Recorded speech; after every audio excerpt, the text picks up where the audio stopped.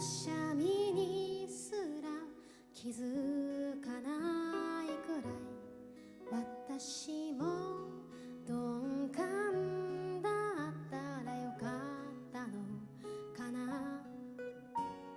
そうしたらきっと君ともっとそう今だってバカみたいに笑い合えていたんだろうにな。ああ君といたいたったそれだけのことがどうしてこんなにも難しいんだろうな。気づかなければよかったな。気づかないふりでやり過ごせるほど器用だったなら先に立た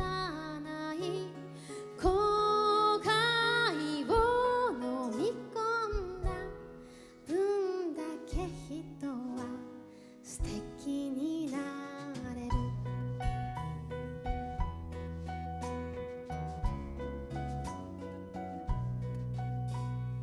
カバのくしゃみにすら気づかないくらい私も